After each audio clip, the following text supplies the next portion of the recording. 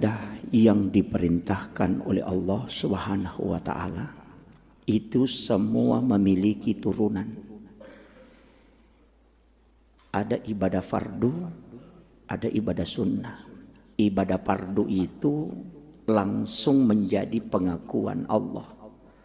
Sedangkan ibadah sunnah itu disandarkan ke Nabi. Inilah alasan kenapa satu-satunya Nabi yang bisa memberi syafaat itu cuma Rasulullah. Karena tidak ada Nabi sebelum Rasulullah yang diberikan otoritas dalam ibadah. Jadi kalau perintah Allah, perintah Allah. Kita itu selalu ada turunan. Haji wajib, ada umrah itu sunnah. Salat wajib, ada salat sunnah. Zakat itu wajib, sedekah sunnahnya. Syahadat itu wajib, sholawat itu sunnahnya. Puasa wajib, ada puasa sunnah. Kenapa ada ibadah sunnah, ada ibadah fardu? Ibadah fardu itu disandarkan langsung menjadi perintah Allah kepada hambanya. Sedangkan ibadah sunnah adalah disandarkan ke Nabi sebagai otoritas. Makanya jalur masuk surga tiketnya itu cuma dua. Kalau bukan tiket rahmat, itu tiket syafaat. Ibadah sunnah di situ lahir tiket syafaat. Ibadah fardu di situ lahir tiket rahmat. Makanya ulama kita itu tidak akan pernah menilai ini dalam tataran tasawuf. Karena kalau kajian kita masuk ke fikih ya pasti hitung-hitungan. Kalau masuk ke hikmah itu manfaat. Kalau lari ke tasawuf maka itu masuk kepada hakikat. Makanya ulama tasawuf dengan ulama fikih itu tidak boleh menggunakan bahasa tasawuf dalam menjelaskan fikih. Tidak boleh juga menggunakan bahasa fikih dalam menjelaskan tasawuf. Itu tidak bisa. Nah sekarang orang banyak menggunakan istilah fikih dalam tasawuf. Ada istilahnya orang Bugis, maka daru utumu balalin romu degaga mulolong aku demisa ngisat na sampajang. Biasa ada begitu. Padahal kalimat itu keliru. Sebenarnya orang tua dulu mengatakan maka daru kami utumu balalin romu na demo lolongan. Tapi dia rubah. Ya kodemis sangisat na sampajangi maka daru utumu balalin romu degaga mulolongan. Padahal kalimat itu awalnya mengatakan maka daro kami utumu balalin romu na demo lolongan. Itu kan sudah beda. ini yang tapi yang tidak bisa bahasa Bugis mohon maaf.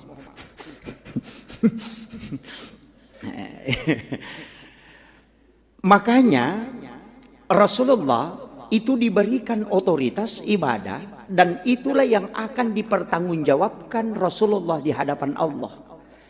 Makanya di dalam hadis qudsi itu mengatakan ada orang nanti menghadap dari kamu dan itu dipanggil. Allah mengatakan aku tidak kenal dia Muhammad.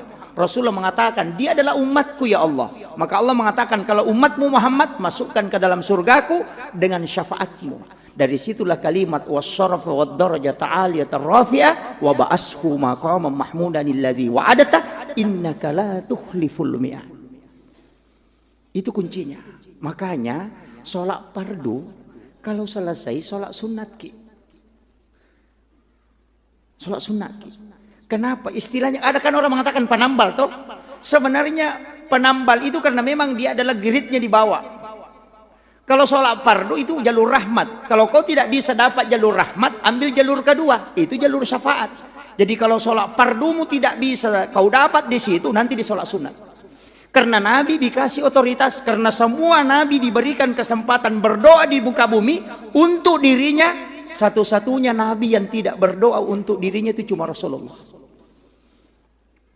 Makanya dia mengatakan, aku tidak minta di dunia ya Allah. Nanti dikala di hari kemudian aku akan mintakan untuk umatku. Sudah, Allah kasih. Ini makanya saya bilang kalau kita baca sejarahnya bagaimana Rasulullah itu memohon kepada Allah. Dan Allah kabulkan satu demi satu permohonannya. Itu luar biasa Pak. Sampai Nabi sudah bolak-balik itu berusaha bagaimana caranya umatku ini supaya bisa selamat. Itu aja kuncinya. Makanya saya sering sampaikan. Pokoknya sholat. sholat Ki, jangan tinggalkan. Anda bilang, preman Kak Ustaz, enggak apa-apa. Nah pemain judi Kak, tidak apa-apa. Nah tidak ada orang sholat main judi. Sudah Pi. Kalau puasa nama main judi, ada. Makanya satu-satunya ibadah yang tidak bisa dicampur itu cuma sholat. Orang haji nonton TV tidak batal hajinya. Orang puasa nonton TV tidak batal puasanya. Tapi orang sholat nonton TV pasti batal. Kan begitu. Orang zakat bicara, orang haji bicara, orang puasa bicara, itu tidak akan batal. Tapi orang sholat bicara maka dia akan batal. Dan satu-satunya ibadah yang diformat mesti menghadap ke Baitullah dan aurat harus tertutup, itu cuma sholat. Makanya satu-satunya ibadah yang tidak boleh ditinggalkan itu sholat Pak. Kuncinya saya bilang begitu. Kalau kau pemain judi, kau preman apa, pokoknya sholat maka. Nanti kalau sholatmu bagus, satu demi satu ini kotoran akan pergi. Jangan bilang, nanti sadar Kak baru sholat. Kalau mati kok. Nah malakul maut itu tidak menunggu taubat. Ini kuncinya. Makanya saya bilang, tidak bisa Ki Husu Pak Ustaz. Urusan belakangan itu. Makanya ikut maki berjamaah. Kan ada juga rahmat berjamaah itu. Bisa dikelompokkan. Makanya ada orang masuk surga itu berkelompok. Dekat-dekat maki di depan-depan sini. Makanya as-salatul jama'atu afdalu min salatil fardhi. Karena kenapa rahmatnya besar? Kenapa sholat berjamaah itu 27 derajat lebih tinggi? Karena itu sama dengan senter. Kalau senter 10 baterainya sama satu, mana yang terang? Pasti yang 10. Nah kalau ada baterai mati, simpan di tengah, masih menyala itu. Tapi kalau satu baterainya mati, tidak mungkin menyala. Sama orang sholat sendiri ketika tidak beres, itu bisa jadi masalah. Tapi kalau ikut berjamaah, makanya kalau ada tidak beres sholatnya, selipkan saja di sudu, itu sudah ikut. Gitu. Iya. Kenapa kita harus ada di jamaah? Cuma jangan dekat-dekat di sini Pak. Ada juga baru belajar, maju ke sini. Imam salah dia bilang, bukan. Jadi tidak usah terlalu dekat sini ya. Walaupun tempat ini bagus Pak. Bagus sekali tempat ini. 7 orang di sini itu pilihan. Nah, makanya yang didoakan malaikat sebelah sini ashabul yamin. Makanya yang di sini tidak. Iya. Makanya pertama yang istimewa itu yang 7 orang. Tapi itu tidak bisa menjadi standar. Makanya fadilah amal tidak bisa merubah hukum. 7 orang ini kalau mau dibawa di belakang imam yang lebih bagus, berarti kita bikin masjid model cembung. Supaya semua orang di belakang imam. Gitu. Nah yang didoakan kedua adalah ashabul yamin sebelah kanan. Baru ashabul shimal. Makanya sab yang paling depan, yang paling bagus setelah di sini, ini yang sebelah kanan. Karena ini yang pertama didoakan malaikat. Yang sini sabar dulu Pak. Tapi kalau kita mau ambil standar, itu bisa diakali bawa imam ke suduk supaya semua orang sebelah kanan. Tapi itu tidak bisa. Karena dia fadilah tidak bisa merubah kaidah hukumnya. Nah, begitu. Makanya ilmu itu ada tarekannya. Kalau dia larinya ke sini bicara fadilah. Makanya ada namanya ilmu hikmah. Hikmah itu adalah, kalau kita mengatakan ilmu. Ilmu juga. Hikmah, ilmu juga. Tapi kenapa dikatakan ilmu hikmah? Karena ilmu yang lahir dari ilmu. Contohnya apa? Kalau makan tidak boleh melangkahi makanan. Kalau ada ikan di sini, ada ayam di sana, jangan menyeberang tangannya begini. Ada orang makan itu Pak kayak ekskavator tangannya. Tapi tidak ada di sini, tidak ada. Itu tidak boleh itu dalam. Makanya Nabi juga larang. Kenapa Pak? Ditemukan para ulama yang kasyaf itu bahwa orang yang melangkahi makanan yang ada di depannya itu rezekinya harus dia usahakan baru bisa datang. Tapi orang yang mengambil makanan yang di depannya, itu dia tidak usahakan rezekinya, tapi orang yang akan bawakan rezekinya. Itu kuncinya. Kalau Lombok di depan itu tuh tampil. Makanya orang Bugis itu pintar, kalau ada tamunya, dia bikin baki, simpan di situ karena bisa diputar. Termasuk perempuan, kalau makan itu tidak boleh membuka bibirnya ketika mengunyah, hanya ketika menyuap. Laki-laki kan tidak masalah, yang dilarang bagi laki-laki itu tidak boleh bunyi. Kalau perempuan itu mengunyah makanan, tidak boleh begitu. Itu tidak boleh. Perempuan itu kalau mengunyah, menutup bibir, hanya rahangnya yang bergerak. Kenapa? Supaya suaminya pengantin baru setiap malam.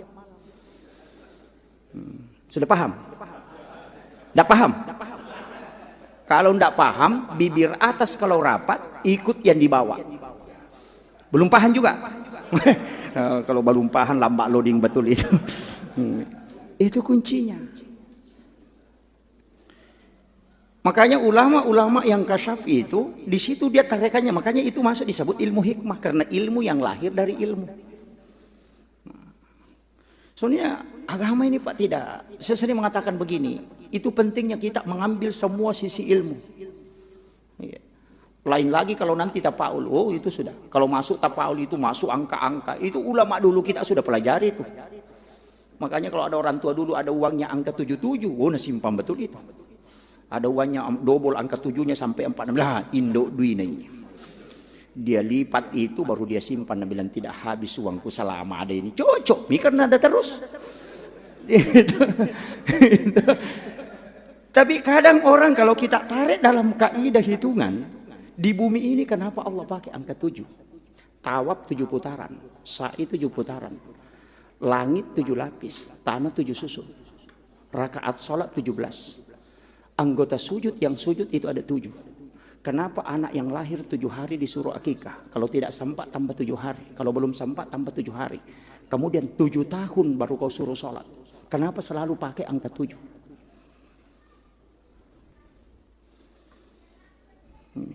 Makanya ulama kita di kaidah ilmu itu dia tarik. Itu kan kuncinya di situ. Jadi kadang-kala kita kalau mengkaji itu ketemu juga. Cuma orang sekarang itu Pak karena jarang membaca baru merasa benar. Wah itu langsung bahaya itu Pak. Salah satu musibah yang ada di muka bumi ketika seorang guru berhenti belajar. Itu musibah. Tuh. Kemudian sampai jam berapa kita? Hah? Wah, jangan bilang jam 10. Ini iya, sampai suruk ya. Jam 6 lewat. Ya. Banyak sekali jam ini. Iya. Jadi kode saja kalau masuk. Saya ingin kaji sedikit begini. Kenapa sholat ini diistimewakan oleh Allah? Sebenarnya sholat ini permintaannya Nabi. Jadi tidak ada Nabi itu yang tidak dikasih sholat. Semua Nabi dikasih sholat Pak. Nabi Adam dikasih sholat. Cuma Nabi Adam yang tidak punya syariat itu. Jadi Nabi Adam itu tidak ada larangan mencuri Pak. Karena memang tidak ada pencuri, karena dia sendiri. Jadi hukum mencuri itu potong tangan, nanti hukum syariat ke belakang. Tapi semua Nabi itu sholat. Nabi Ibrahim itu sudah sholat. Nabi Zakaria itu sholat. Maryam itu sudah sholat. Makanya di ayat itu kan, kalau yang hafal Quran pasti tahu. Fataqabbalaha rabbuha biqabulin hasanin wa ambataha nabatan hasanan wa kaffalaha Zakaria. Kullama dahala alaiha Zakaria al-mihraj jada indaha rizqan. Itu kan jelas itu. Kullama dahala alaiha Zakaria al-mihrab. Kan begitu. Maryam itu kan sholat di mihrab. Nabi Zakaria itu sholat. Hunalika da'a Zakaria rabbah. Kan di situ ada wa huwa qaimun yusalli. Dia berdiri sholat. Kemudian dia meminta kepada Allah. Apa yang dia minta? Rabbi habli min ladunka zurriyatan thayyibatan innaka sami'ud du'a. Sholat ini sudah ada. Jangan katakan nanti Nabi Muhammad. Bahkan Nabi ketika Isra Mi'raj, di mana dia sholat? Sholat di Madinah, sholat di Bukit Tursina, sholat di Baitul Lahmi, kemudian sholat di Masjidil Aqsa. Coba, padahal dia belum Mi'raj ini, baru Isra. Kan diambil di Mekah, baru dibawa ke Madinah, baru dibawa ke Gunung Sinai. Dan itu sholat, disuruh Jibril, sholat Muhammad 2 rakaat. Nabi sholat, selesai sholat baru bertanya, tempat apa ini? Jibril mengatakan ini adalah Madinah, dan kalau engkau akan berhijrah ke sini Muhammad. Baru dibawa ke Gunung Sinai, disuruh sholat, selesai sholat baru Nabi bertanya, tempat apa ini Jibril? Kenapa saya sholat di sini? Malaikat Jibril mengatakan, di sinilah Nabi Musa menerima wahyu. Ini adalah Gunung Sinai. Makanya di situ qallamallahu Musa taklima. Di sinilah Nabi Musa berbicara langsung dengan Allah. Kemudian dibawa ke Baitul Lahmi sebelah selatan Masjidil Aqsa. Pak Guru Tak ini tahu betul itu karena sering antar jamaah haji. Itu sebelah selatan Masjidil Aqsa. Dibawa ke situ, ada tempat di situ disebut Baitul Lahmi. Kita sering menyebutnya Bethlehem. Nabi disuruh sholat, Nabi sholat di situ. Nanti selesai baru bertanya, tempat apa ini? Jibril mengatakan, di sinilah Nabi Isa dilahirkan, Isa bin Maryam dilahirkan. Kemudian masuk ke Masjidil Aqsa, baru dia menjadi imam. Semua makmumnya adalah Nabi dan Rasul pendahulunya. Itu isyarat bahwa Nabi adalah pemimpin para Nabi dan Rasul, dan dia adalah imamnya. Kalau dia sudah sholat berjamaah di situ baru naik, berarti sudah ada sholat sebelum dia menerima. Kan itu kuncinya. Naik lagi pertama ketemu Nabi Adam. Kenapa ketemu Nabi Adam Pak? Ini pesan untuk kita yang sering sholat. Itu Nabi Adam dari surga dilemparkan ke bumi. Seakan-akan dia gubernur, itu jadi camat. Makanya kalau ada orang Pak mencalonkan diri jadi gubernur, anggota dewan terpilih, tidak usah bersilaturahmi. Karena naik gitu. Yang kalau mencalonkan gubernur baru menjadi rakyat biasa, itu didatangi karena sedih hatinya, gembirakan dia. Di situ juga Nabi belajar bagaimana menghadapi situasi paling susah. Supaya tidak bersedih. Nabi Adam ahlinya. Naik ke langit kedua, ketemulah Nabi Isa dengan Nabi Yahya. Dua orang ini lain-lain Pak. Kita mengatakan itu di luar akal. Kenapa? Nabi Isa lahir tidak ada bapaknya. Nabi Zakaria lahir dari wanita yang sudah tidak haid. Nabi Yahya kan? Kan begitu. Istrinya Nabi Zakaria kan sudah tidak haid. Tapi bisa melahirkan. Bayangkan. Hampir 60 tahun umurnya. Kalau ada orang di Sorong ini Pak perempuan 64 tahun umurnya baru hamil. Bukan dia yang takut. Dokternya takut. Kaget dokternya. Bagaimana nanti kalau melahirkan ini? Nabi Zakaria itu istrinya sudah tidak haid tapi dia bisa hamil. Nabi Isa tidak ada. Apa artinya itu Pak? Ini banyak orang tidak paham. Kenapa Nabi ketemu itu? Itu pesan bahwa sesuatu yang mustahil menurut manusia ketika kau minta di dalam sholat itu tidak mustahil. Itu kuncinya. Makanya jadikan sholat sebagai penolong. Karena sholat itu komunikasi langsung. Bapak kalau mau ke Jakarta, kalau di Sorong mau ke Jakarta, naik perahu, naik mobil. Mungkin 1 bulan baru sampai. Lambat ke. Pakai jalur cepat, apa? Naik kapal laut. Ada, mungkin 5 hari baru sampai. Ada paling cepat, apa? Naik pesawat. Oh, cepat. Tapi ada lebih cepat lagi, menelpon. Kan begitu. Nah sholat itu menelpon. Mungkin ini Nabi bilang yang kemarin itu lebaran.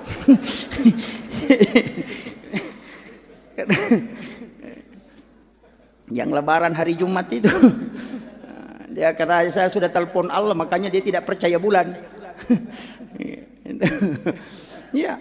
Makanya ulama kita kan dari dulu pakai itu. Makanya kalau ada masalah sholat. Makanya semua format agama pasti ada sholatnya. Walaupun ada doanya. Musafir ada doanya. Hafal doa musafir tuh? Tapi kenapa ada sholat musafir? Sholat sunnah musafir. Nah sudah ada doa musafir. Karena kalau doa musafir kapan dilapor? Hari Kamis. Kalau kita berangkat hari Selasa pulang hari Rabu, nah belum itu dilapor. Tapi kalau sholat langsung terlapor di luar tanggungan malaikat. Karena sholat komunikasi langsung dengan Allah. Makanya di dalam sholat berdoa. Itulah maknanya ayat wa huwa qaimun yusolli fil mihrab. Sementara sholat di dalam mihrabnya dia berdoa Rabbi habli. Bukan setelahnya. Makanya di sujud terakhir minta di situ. Tidak usah dilepaskan. Cukup dalam hati berdoa. Karena di situ komunikasi tanpa melalui jalur malaikat. Dia jalur Allah langsung. Banyak orang selesai salam belum berdoa. Bila malaikat terlambat kok bos. Tadi sudah menghadap, kenapa tidak minta? Kalau kau lapor sama saya, baru saya catat. Tunggu dulu. Kan begitu. Makanya Nabi ketika menghadapi masalah, langsung mengambil air wudhu, kemudian sholat. Minta petunjuk. Disebut sholat sunnah hajat atau sholat sunnah istikharah. Kan ada semua tahu. Kalau kita melakukan pelanggaran, ada doa. Kan ada doa itu. Allahumma anta rabbi la ilaha illa anta khalaqtani wa ana abduka wa la adika wa adika mastata'tu a'udzubika min syarri ma sana'tu. Abulaka bi ni'matika alayya wa abulaka bi dzambi faghfirli fa innahu la yaghfiru dzunuba illa anta. Ini doa yang membuat iblis menangis sampai matanya bengkak kata Nabi. Karena tidak ada umat terdahulu yang dikasih doa. Allah menjanjikan siapa yang membaca 1 kali Muhammad di siang hari, kemudian dia meninggal, saya yang menjadi jaminannya. Dia akan masuk ke surga. Makanya kalau mau masuk baca ini Pak. Dihafal gitu? Tidak dihafal? Hafal itu Pak. Tanya Ustaz Google. Bagaimana caranya ditanya Ustaz Google? Ketik saja Sayyidul Istighfar, maka dia akan muncul. Hafal itu Pak. Inilah doa yang membuat iblis menangis sampai matanya bengkak kata Nabi. Tidak ada doa yang diberikan kepada hamba Allah kecuali iblis menangis sampai matanya bengkak kecuali Sayyidul Istighfar. Tanya dibaca kalau sudah sholat subuh sama sudah sholat maghrib. Kalau kita baca sudah sholat subuh kemudian meninggal sebelum sampai ke maghrib, itu Allah yang menjadi jaminan. Ingat, Allah tidak mengatakan langsung masuk Muhammad, tidak. Cuma dia jamin. Jangan bilang langsung masuk. Oh tunggu dulu bos. Itu diproses.